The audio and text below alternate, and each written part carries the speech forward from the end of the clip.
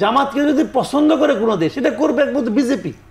প্রায় 20 দিন ধরে প্রত্যেক দিনই জামায়াত ইসলামী কিংবা জামায়াতের আমিরের সঙ্গে কোনো না কোনো দেশের কূটনীতিকের সঙ্গে দেখা হচ্ছে, বৈঠক হচ্ছে, তার বাসা যাচ্ছেন কিংবা তিনি যাচ্ছেন। এটি বাংলাদেশের রাজনীতি কিংবা আগামী যে নির্বাচন আসছে এখানে একটি নতুন বার্তা দেয় কিনা ভোটারদের কিংবা বিভিন্ন দেশ বা বিদেশকে, আমি সে উত্তর জানবো। হ্যাঁ, আমরা কথা বলছিলাম মাসুদ ভাই, আপনার সাথে জানতে চাচ্ছিলাম যে আমরা দেখলাম গত 15 থেকে প্রায় 20 দিন হবে প্রত্যেক দিনই জামায়াতের আমির বা জামায়াত ইসলামীর সঙ্গে বিভিন্ন দেশের কূটনীতিকরা বৈঠক করছেন, তাদের অফিসে আসছেন বা তারা যাচ্ছেন, প্রত্যেক দিনই হচ্ছে। আমার মনে হয় একদিনও মিস যায়নি গত 15-20 দিনে। মানে এটি হয়তো আপনি বলবেন রাজনীতিগুলোর সঙ্গে এটি হতে পারে, যে কোনো কূটনীতিকরা দেখা করতেই পারেন, কিন্তু জামাতের সঙ্গে ধারাবাহিক বৈঠকটা আগামী নির্বাচনের সামনে কোনো ইঙ্গিত বহন করে কিনা? দেখেন ভাই, এগুলি কোনো ইঙ্গিত টিঙ্গিত বহন করে না। আপনি পৃথিবীর অন্য কোনো সারা দুনিয়ার পত্রপত্রিকা ঘাটেন, দেখেন তো ইন্ডিয়াতে এরকম হয় কিনা যে পলিটিক্যাল পার্টির লিডারদের সঙ্গে ওই সমস্ত বিদেশি রাষ্ট্রদূতের মিটিং করে? পাবেন না ভাই।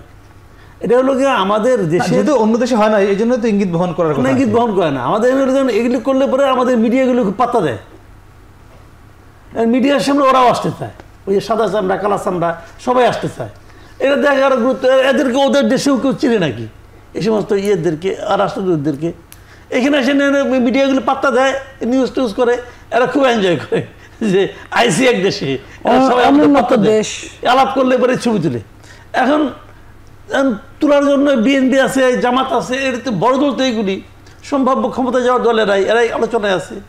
মানুষ এটা নিয়ে যার যার মতো গল্প বানায়, আর দলগুলি মনে করে আমার নেতাদের এখন খুব গুরুত্বপূর্ণ হয়ে গেছে, সব ইউরোপিয়ান কান্ট্রি আমার এখানে আসতেছে। কী কারণে আসতেছে? ইউরোপিয়ান কান্ট্রিগুলি জামাতের ফিলোসফিকে পছন্দ করে, অথবা জামাত কি ইউরোপিয়ান কান্ট্রিগুলির ফিলোসফিকে গ্রহণ করতেছে রে ভাই? তাদের কি আসে যায়, কি যায় আসে তাদের? তারা তো এরকম শেখ হাসিনা যখন ক্ষমতা ছিল তখনও তাদের বিভিন্ন মন্ত্রীর সঙ্গে দেখা করতো, ওতে কী লাভ হয়েছে? তো এইগুলি ভাই এমনি আলোচনার বিষয় না থাকলে এগুলো আমরা আলোচনা করতে পারি, কোনো সমস্যা নাই। কিন্তু আমার মনে হয় যে আমাদের রাজনীতির জগতে, রাজনীতির অঙ্গনে এদের এই যাওয়া আসা কোনো ভূমিকাই নাই, কোনো ভূমিকা নাই, একদম মানে অর্থহীন। মানে পত্রিকাগুলি মিডিয়াগুলির একটা আলোচনার একটা সাবজেক্ট বের করা ছাড়া আমি পার্সোনালি মনে করি কি হবে? সুইজারল্যান্ড, ফিনল্যান্ড এরা আইলেই কি গেলেই কি, এদের সঙ্গে আমাদের কি আসছে? যা না, এবারে আমরা যেমন আজকে সফরে তুরস্কের উপপ্রধানমন্ত্রী দেখলাম, ইউরোপীয় ইউনিয়ন আসছে। না, তুরস্কের যিনি আসছেন উনি তো একটা নিয়ে আসছে, অ্যাসাইনমেন্ট নিয়ে আসছে, ওটা না। আমি বলছি যে রাষ্ট্রদূত তাদের সঙ্গে দেখা সাক্ষাৎ হয়, যেগুলো এগুলির কোনো বেল আছে বলে আমার কাছে মনে হয় না। তো হচ্ছে, আলোচনা হচ্ছে, দুনিয়ার সঙ্গে আমরা পরিচিত হচ্ছি, আমরা দুনিয়ার থেকে বিচ্ছিন্ন হয়ে যাচ্ছি না, এটা প্রমাণ করার চেষ্টা করছি। হয়তো কাউকে দেখাচ্ছি, হয়তো ইন্ডিয়াকে দেখাচ্ছি, দেখো তোমরা আমাদের যতই ধাক্কাও যতই খারাপ বলো, আমাদের সঙ্গে কিন্তু সারা দুনিয়ার একটা সম্পর্ক আছে, আমাদের জামাতের সম্পর্কেও আছে, জামাতের সঙ্গেও আছে। ভাই জামাত তো একটা ধর্মভিত্তিক দল, তাই না? তো এই বিশ্বের এই দেশগুলো এরা কি ধর্মভিত্তিক রাজনীতিকে পছন্দ করে? কখনো দেখছেন, শুনছেন? করে না তোর ভাই। এবং ধর্মভিত্তিক দল মানে ইসলাম ধর্মভিত্তিক দল, তো এটা তো ভাই পছন্দ করার কোনো কারণ নাই। জামাতকে যদি পছন্দ করে কোনো দেশ, এটা করবে একমাত্র বিজেপি, কারণ ওরাও এই কাম করে। জামাত কি ডেকে ডেকে আনছে এদেরকে দেখা করার জন্য? বিষয়টি এরকম? হ্যাঁ, জামাত ডেকে ডেকে আনছে? না, তাও আনে নাই, ওরাই আসছে, ওরা নিজস্ব উত্তেজনাতে আসছে। মানে কেন, মানে হঠাৎ করে উত্তেজনা কেন বাড়লো? ওই তো বললাম তো ভাই, আলোচনায় আসবে, তাদের ছবি ছাপা হয়, পত্রপত্রিকা দেখে। একজন রাষ্ট্রদূত, একজন জয়েন্ট সেক্রেটারি লেভেলের লোক, একজন সে কখনো ভাবছে আমার দেশের রাষ্ট্র যখন বিদেশে যায়, কোনো দেশে যায়, ওর ছবি কখনো ওখানকার লোকাল ডেইলিতে ছাপা হয় নাকি? আমাদের এখানে হয়। আমাদের মিডিয়ার এটা হলো, মিডিয়ার হলো আরেকটা। আমাদের দেশে যারা জয়েন্ট সেক্রেটারি তাদের ছবি ছাপা হয় না, আমাদের দেশে যারা এক্সিস্টিং বাংলাদেশের, হ্যাঁ, তাদেরও খুব বেশি গুরুত্ব কিন্তু আমার মিডিয়ায় পায় না। তারা পায় না তো, বললাম তো, এটা আমাদের মিডিয়ার সমস্যা। মানে কিন্তু এরকম দেখা তো আগে, মানে আমি এটার কোনো বুঝি না। একটা হলো মিডিয়ার, আপনি ঠিক আছে মিডিয়ার ইন্টারেস্ট হতে পারে, কিন্তু এরকম ধারাবাহিক দেখা কি করতো আগে? আমি সেটি, আপনি কি এক এক সময় এক একটু জোয়ার আসে না, এক এক জোয়ার, জোয়ারটা এখন কেন? সেই জোয়ারটা এখন কেন? এখন হইতে পারে, এখন অনেক আলোচনা আসছে জামাত ক্ষমতায় আসবে, অনেকে বলতেছে জাকসুতে হয়েছে ইলেক্টেড, এখন তারা ক্ষমতায় আসবে। ওরা হয়তো ভাবতেছে যে এই স্টুডেন্টরা যায় নিয়ে গ্রামে যেয়ে তাদের বাপ মাকে বুঝাবে, সারা দেশে তাদের লোক আছে, আসবে। শুনেন, আমি একটা কথা বলি, জাকসু নির্বাচন বাংলাদেশের জাতীয় রাজনীতিতে, নির্বাচনের রাজনীতিতে তেমন কোনো প্রভাব ফেলবে না। এই কারণে সেটা আমি বলি, কেন ফেলবে না? এরা যে তার বাপ মানে বুঝাবে, তার বাপ হয়তো কৃষক হইতে পারে, এই যে বুঝাবে আর বাপ বুঝবে, এটা মনে করেন না। একটা ফ্যামিলি বাংলাদেশের প্রেক্ষিতে একটা ফ্যামিলির ডিসিশন মেকার হলো সেই ব্যক্তিটা যে টাকাটা যে দেয়। জি একদমই একদমই। ঢাকা নিউজে পড়ে কিন্তু টাকা দেয় কিন্তু কৃষক, মাসে মাসে টাকা থাকে, বাবার টাকা পাঠাইলে না, ওই টাকা যে দেয় সে হলো ডিসিশন মেকার। জি মাসুদ ভাই, ফুয়াদ ভাই একটু জানতে চাই, মানে মাসুদ ভাই যতটা সাদা চোখে বললেন এই কূটনীতিকদের সঙ্গে দেখা করার বিষয়টা কি এতটা সাদা, না আসলে কিছু আপনি রাজনৈতিক দলের সাধারণ সম্পাদক? দেখেন যে মানে মানে বিদেশিরা তো তাদের, আপনি যদি যে কোনো একটা ওয়েবসাইটে ঢোকেন আপনি দেখবেন যে এখানে অ্যাম্বাসির আসলে কাজ কি। এখানে অ্যাম্বাসিগুলোর কাজ হচ্ছে তার রাষ্ট্রের যে স্বার্থ আছে এখানে সেই স্বার্থগুলোকে সংরক্ষণ করা। তো এখন স্বার্থগুলোকে সংরক্ষণ করতে হওয়ার একটা বড় জায়গা হচ্ছে সরকারের সাথে ভালো সম্পর্ক থাকা। তারা এখন বর্তমান বাস্তবতায় জানে যে এই সরকারটা আগামী ফেব্রুয়ারির পরে থাকছে না, তাহলে কে কে এই সরকারের অংশীজন হতে পারে। তো সেই জায়গাতে আপনার ধরেন বড় দল আকারে বিএনপির সাথে তারা মিট করছে। আপনি দেখেছেন আজকে এক ব্রিটিশ মিনিস্টার আসছে, তার সাথে বিএনপির সাথে মিটিং ছিল, জামাতের সাথে মিটিং ছিল, আমাদের সাথে ছিল, এনসিপির সাথে ছিল। এখন প্রশ্ন হচ্ছে এইগুলো হচ্ছে জাস্ট রেগুলার কনভারসেশন, যে একটা রাষ্ট্রে তার স্বার্থগুলোকে সংরক্ষণ করবার জন্য রাজনৈতিক মহলে যে সম্পর্কটা থাকা দরকার এই সম্পর্কটা রাখা। পার্টিকুলারলি এখন কেন, অথবা জামাতের সাথে কেন? কারণ জামাত গুরুত্বপূর্ণ রাজনৈতিক দল। এটা কি প্রথমবার হচ্ছে? না, প্রথমবার হয়নি, এর আগে তো হয়েছে। যখন আওয়ামী লীগ ছাড়া অন্যান্য বাস্তবতা ছিল, একটা রেগুলার ডেমোক্রেসি ছিল, তখন এরা সবার সাথেই তো মিশছে, সব রাজনৈতিক দলের সাথেই মিশছে। বর্তমান বাস্তবতা এখন সে দ্বিতীয় বৃহত্তম রাজনৈতিক দল, অতএব তার সাথে সম্পর্ক তৈরি করা না করা তো মধ্যে তো খুব বেশি ডিফিকাল্টির কিছু নাই, অথবা এটা আট চোখে দেখবারও কিছু নাই, কারণ সে একটা গুরুত্বপূর্ণ রাজনৈতিক অংশীদার বাংলাদেশে। এখন ডাকসু জাকসুর ইনফ্লুয়েন্সের একটা ব্যাপার আমার কাছে মনে হয়েছে যে ঐতিহাসিক প্রেক্ষাপটে দেখবেন যে এই ধরনের ছাত্র সংসদ নির্বাচনের প্রভাব জাতীয় রাজনীতিতে কখনো কখনো প্রচণ্ডভাবে পড়েছে, আবার কখনো কখনো এই নির্বাচনগুলো কোনো ইম্প্যাক্টই করে নাই। আপনি 69-এর নির্বাচন দেখেন, ছাত্রলীগ থেকে তোফায়েল আহমেদ সাহেব ডাকসুর ভিপি হলেন, ডাকসুর নেতৃত্বে তখন গণ অভ্যুত্থান হলো।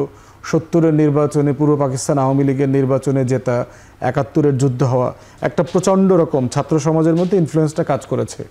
কিন্তু আবার যদি পরবর্তীতে দেখেন 73 সাল থেকে অনওয়ার্ডস জাসদ ছাত্রলীগ তো বাংলাদেশের প্রত্যেকটা ক্যাম্পাস দাপিয়ে বেরিয়েছে, প্রত্যেকটা ক্যাম্পাসের ছাত্র সংসদে তারা গুরুত্বপূর্ণ ভূমিকা পালন করেছে। মান্না ভাই ডাকসুতে 2বার ভিপি ছিলেন, চাকসুতে জিএস ছিলেন, উনি তো একবার এমপি হতে পারেন নাই, ওনার রাজনীতি অথবা রাজনৈতিক দল খুব ভালো করেন নাই। আবার দেখেন আপনার 90-তে আমানুল্লাহ আমানরা ছাত্রদলের পুফ প্যানেল ডাকসুতে খুব ভালো করেছে, করার কারণে আবার 91 নির্বাচনে এটার ইম্প্যাক্টও কিন্তু পড়েছে। ডাকসুর তখনকার নেতারা অনেকেই এমপি হয়েছেন, সারা দেশে বিভিন্ন ছাত্র সংসদের নেতারা হয়েছে। আবার 18-19-এর নির্বাচন দেখেন, নুরু এমপি হয়েছে, কিন্তু ভিপি হয়েছে, কিন্তু গণ অধিকার পরিষদ কি খুব ইম্প্যাক্টফুল রাজনৈতিক দল হতে পেরেছে? তারা এখন এনসিপির সাথে আবার মার্চ করবার একটা আলোচনাও চলছে। অতএব নির্বাচিত হলেই খুব ইম্প্যাক্ট পড়বে, আবার ডাকসুর কোনো ইম্প্যাক্ট নাই, এইটা ডিপেন্ড করবে আরো অনেকগুলো উপকরণের সাথে। এনসিপির সঙ্গে মার্চ করতে করার জন্য এবিপির নামও শোনা যায়, এই বিষয়ে একটু আসলে একটা ভুয়া কথা, কোনো কনভারসেশন নাই এই ব্যাপারে। একসাথে কাজ করার ব্যাপারে অনেকগুলো যুগপদের কর্মসূচি দেওয়া যায় কিনা এই ব্যাপারে অনেক দলের সাথে আলোচনা হয়েছে, মার্চ করার আলোচনা অ্যাবসলিউটলি কারোর সাথে নাই। বিএনপি জামাতের সঙ্গে আছে কিনা মানে কর্মসূচির ব্যাপারে না, নির্বাচনে একদম জোট বা জোট তো ডিফারেন্ট আলোচনা, জোটের আলোচনা তো আপনার অনগোয়িং সবার সাথে আছে, যে ভোটের জোট কাদের সাথে হতে পারে না পারে, রাজনৈতিক জোটের ব্যাপারে এখন পর্যন্ত আমরা আমাদের কোনো জোটে যাওয়ার যুগপদে যাওয়ার কোনো সিদ্ধান্ত নাই। বাট আমরা সবার সাথে বসছি, সবার সাথে রেগুলার আলাপ আলোচনা হচ্ছে, ওপেন হচ্ছে, ব্যাকডোরে হচ্ছে, বিএনপি থেকে শুরু করে জামাত, এনসিপি, রাষ্ট্র সংস্কার আন্দোলন, সবার সাথে আলোচনা হচ্ছে। কোন দিকে যায় ওটা না, যেটা হচ্ছে যে আমরা একটা কমন গ্রাউন্ড খুঁজে বের করবার চেষ্টা করতেছি জুলাই সনদের ব্যাপারে, যে রাজনৈতিক দলগুলোর ব্যাপারে দূরত্ব কমায় নিয়ে আসা। বসলেই দূরত্ব কমে যায়, বাহিরে আমরা যত বেশি কথা বলবো, বিপক্ষে বলি পক্ষে বলি, কিন্তু বসা দরকার। এবং আমাদের পার্টি চেয়ারম্যানও ওই কমিশনে এইটা বারবার এমফাসিস দিয়েছেন। জি, আমরা যে বিষয় নিয়ে বলছিলাম যে আমাদের সঙ্গে যে বিভিন্ন কূটনীতিকের সঙ্গে বৈঠক বিএনপির সঙ্গে প্রতিনিয়তই হয়েই আসছে, আমরা সবসময় দেখি, কিন্তু আমাদের সঙ্গে আমরা এতটা দেখিনি, এই জন্যই কিন্তু এই প্রশ্নটি আসছে। যেটি বলছিল যে আর চোখে দেখার কিছু নাই, বিএনপি এটি আর চোখে দেখে কিনা? দেখেন, অবশ্যই দেখে না, কারণ এটা একটা রুটিন ওয়ার্ক। আগে জামাতের সাথে অত বসার প্রয়োজন পড়তো না। আওয়ামী লীগ ছিল, বিএনপি ছিল, আওয়ামী লীগ রাষ্ট্রীয় ক্ষমতা জোর করে ধরে রেখেছিল এবং তারা জোর করে এই রাষ্ট্রদূতদেরও সঙ্গে নিয়ে কাজ করার জন্য সবসময় একটা চাপাচাপিও ছিল এবং না তাদের মত মতো না হলে কি হয় আমরা কিন্তু মোহাম্মদপুরে দেখেছিলাম রাষ্ট্রদূতের উপর তার গাড়ির বহরে যে হামলা করা, তো সেই অবস্থাটা আমরা তখন দেখেছিলাম যে স্বৈরশাসক কি করতে পারে। তো বিএনপির এই ধরনের কোনো রকম কোনো টেন্ডেন্সি নাই, যার ওইখানেই যাক না কেন বিএনপি এটা ওপেন করে দেওয়া যে গেলে গেল। বিএনপির সাথে বরাবরই সব সময় আমি ছোটবেলা থেকেই দেখছি যে বিএনপির সাথে তারা বসেন সব সময়, তো এটা নিয়ে বিএনপির আমার মনে হয় না যে ওই ধরনের কোনো আছে। তবে যে কথাটা ফুয়াদ সাহেব বললেন যে ভিপি জিএস এগুলো হওয়ার সঙ্গে ওইটারও কোনো সম্পর্ক নাই, এটাও সত্যি, কিন্তু এইখানে একটা জিনিস গ্যাপ যেটা যে 90-এর কথা অনেকেই বলেন যে 90-এর ডাকসু নির্বাচনটাকে কেন্দ্র করে এইটা এখন কেন হবে না। 90-এ যে ডাকসু নির্বাচনটা ছিল সেইখানে বিএনপি এবং আওয়ামী লীগের মধ্যে তফাৎটা ছিল 2-3% ভোটের ব্যবধান ছিল, সমসাময়িক ছিল, আকাশ পাতাল ছিল না। কিন্তু এখন যেটা দেখেন ডাকসু যখন থেকে হয় তখন থেকে কিন্তু বামরাই বেশি ডাকসুর নেতা হয়েছে অনেক জায়গা, অনেক আগে থেকে। তো বামরা তো ওইভাবে দেশ শাসন কোনো দিনই করে নাই। তো ওই হিসাবটা যদি আমরা করি, কিংবা মান্না ভাই যে কথাটা নিজেই বলেছে যে আমি তো 2বার ভিপি হয়েছি, 1বার জিএস হয়েছি, কিন্তু আমার তো আসলে কিছুই হয় নাই। তো ওই জায়গায় আমার মনে হয় যে দল টু দল ভেরি করে এখানে, যে আপনার 33 আছে, আপনি ওইটা দেখে হয়তো বা 1% বাড়লো বা 2% বাড়লো, কিন্তু আপনার যদি 8% থাকে, 10% থাকে, ওইটাকে কিন্তু 30% 40% করতে পারে না।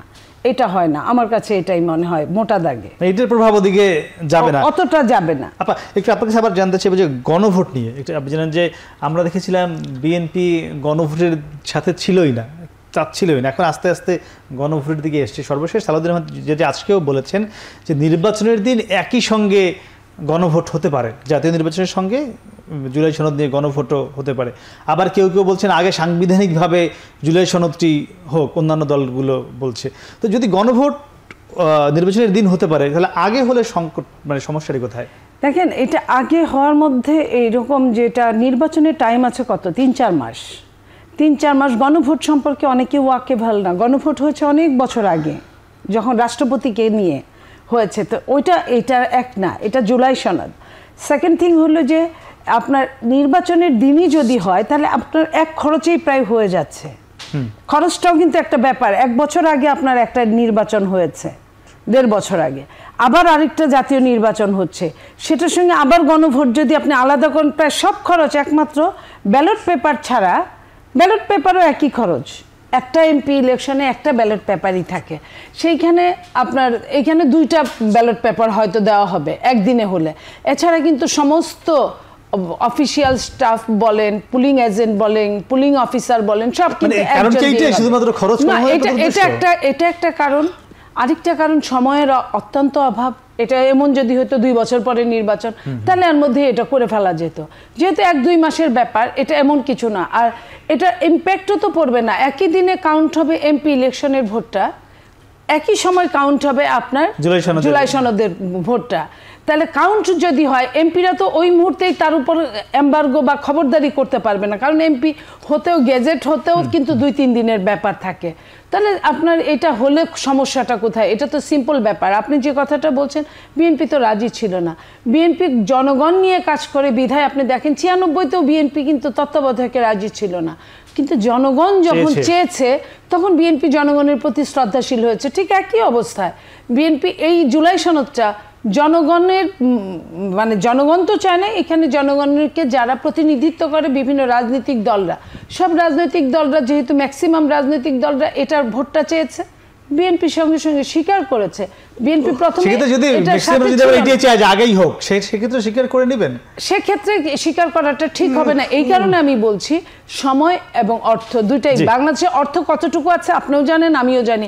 এমনি আমরা ভীষণ টানাপোড়ানের মধ্যে আছি, আমাদের ম্যাক্সিমাম অর্থই আপনার ঋণ দিতে দিতে এই যে গণভোটের যে বিষয়টি আমরা দেখলাম যে বিএনপি নির্বাচনের দিন গণভোট চাইছে, আজকে বলেছেন আপা বলছিলেন যে বিএনপি সবসময় জনগণের চাওয়া সেটিকে গুরুত্ব দিয়েই সেদিকে এগোয়। এখন যদি জনগণ বা আপনি বলছেন যে জনগণের যারা প্রতিনিধিত্ব করছে তারা যদি বেশিরভাগই চায়, আমার প্রশ্ন আপনার কাছে যে গণভোটটা যদি আগেই হয় বা সাংবিধানিক আদেশে যদি জুলাই সনদটা বাস্তবায়ন হয়, আপনার কি মনে হয় বিএনপি সেটিও মেনে নিবে কিনা? মাসুদ, আমি সেটা জানি মাসুদ ভাই। আমরা ছিলাম সিনিয়র সাংবাদিক মাসুদ কামাল আপনার কাছে, যেটি জানতে চাচ্ছিলাম যে আমরা দেখেছি যে বিএনপি কিন্তু গণভোট প্রথমে চাচ্ছিল না, জুলাই সনদ দিয়ে নানান যুক্তি তর্ক বিতর্ক ছিল, সেখান থেকে অনেক কিছুই বিএনপি মেনে নিয়েছে। আপা বলছিলেন যে জনগণ যেটি চাচ্ছে বিএনপি সেদিকেই যায় এবং সেদিকেই যাচ্ছে। আমার প্রশ্ন আপনার কাছে, বিএনপি যেহেতু নির্বাচনের দিন গণভোট পর্যন্ত একাত্মতা মানে একমত পোষণ করেছে, অন্যান্য দলগুলো চাচ্ছে অনেকে যে এটি আগেই সাংবিধানিকভাবে জুলাই সনদটি বাস্তবায়ন হোক বা গণভোটটি আগে হোক, বিএনপি সেটিও মেনে নেবে কিনা শেষ পর্যন্ত? শুনেন, আমি একটা কথা বলি, বিএনপি গণভোটে রাজি হয়েছে, খুব আগ্রহের সঙ্গে রাজি হয়েছে, হয় নাই। বিএনপি এই যে আগে যে বিএনপির বক্তব্যটা কি ছিল, বিএনপি তো মনে করে তারা ক্ষমতায় যাবে, এবং এই মনে করার থেকে তাদের বক্তব্য আমরা যখন যাবো তখন সংসদে এটা পাস হবে। কিন্তু অন্য অন্য যারা আছে তারা বিএনপিকে বিশ্বাস করে না, যদি আপনি পাস না করেন কাজে আগেই পাস করতে হবে। এটা তো মূল ঘটনা ভাই, আপনার মুখে যাই বলেন না কেন ইনে বেনিয়া, মূল কথা হলো এটা। তাহলে কি হলো, বিএনপিটা কেউ বিশ্বাস করে না, তো বিএনপিটা কেউ হ্যাপি হওয়ার কথা না। আচ্ছা, বিএনপি তর্কের ক্ষেত্রে মেনে নিছে। আচ্ছা, একটা কথা বলেন তো আমাকে, যদি গণভোটে পাস না করে তাহলে কি হবে? আপনি কি ধরে নিছেন পাস করবে? তিনবার গণভোট হয়েছে আমাদের এখানে, না ধরে নেওয়ার তো কথা। একবার পাইছে 98% জিয়াউর রহমান, জি, এরশাদ পাইছিল 94%, আর তারপরে আরেকটা হয়েছিল যে রাষ্ট্রপতি শাসিত ক্ষমতার থেকে মন্ত্রিপরিষদ, মানে আপনার মন্ত্রিপরিষদ শাসিত ক্ষমতায় যাওয়ার জন্য এটা হচ্ছে 91, মানে খালেদা জিয়া যখন ক্ষমতায় এসে বসে তখন এটা হয়েছিল, সেখানে পাইছিল 84%। মানে আপনি এবার মনে রাখেন একটা কথা বলি, এইবার এরকম যে আপনার 80-82% পায় যায় না, এটা হবে না রে ভাই। দেখেন না কি হয়, যদি গণভোটে না ভোট জিতা যায় তখন বাদ বাকি 34 দল কি বলবে? তখন তো মেনে না যাবে না, আর জুলাই সনদ হবে না। জিনিসটা কি হলো, সবাই কিন্তু ধরেই নিছে গণভোট হইলেই আমি জিতবো। যদি না জিতে, যদি বিএনপির এই যে আপনার বেইজ্জতি করছে, এটা তো বিএনপি বুঝতে পারে যে গণভোটে হারতেও পারে না। বিএনপি যে মনে করে যে তোমরা আবার মিলে সবাই মিলে বেইজ্জতি করছো, আমরা তোমরা বিশ্বাস করো নাই, ঠিক আছে গণভোটে আসো। আমি যদি বিএনপি আসতে গেলে তার দলের প্লাবনকে কয়ে দেয় তোমার না ভোট দাও, আর ওদিকে তো আওয়ামী লীগ তো আছেই, কি হবে ভাই? না কিন্তু সেটি করছে না কেন, সেটি করছে না কেন সেটাই জানবার ইচ্ছা। কে এটা ভাই? এটা তো রাজনীতি রে ভাই। আচ্ছা, রাজনীতি। জি ফুদ ভাই, রাজনীতির অনেক কিছু সামনে দেখার বাকি আছে। মানে যেটি বলছিলেন মাসুদ ভাই যে গণভোট হলে যে এটি জুলাই সনদের পক্ষেই যে আসবে না, এটি কিন্তু তিনি বলছেন উল্টোটাও হতে পারে। আমার চাওয়া যে আপনার কি মনে হয় বিএনপি শেষ পর্যন্ত গণভোটের নির্বাচন আগেই আসবে কিনা? একটা বিষয় হচ্ছে যে পদ্ধতির আলোচনাটা তো এখনো কনক্লুসিভ হয় নাই, বাট মোটামুটি একটা দাগে আসছে যে অনেকগুলো রাজনৈতিক দলই প্রায় কাছাকাছি চলে এসছে যে সনদ বাস্তবায়নের প্রক্রিয়াটা কি কি হতে পারে। তো এই গণভোটে যাওয়ার ব্যাপারটা হচ্ছে একটা অপশন যেটা প্রায় কাছাকাছি এসছে, এটা নিয়ে আরও ফার্দার আলোচনা হতে হবে।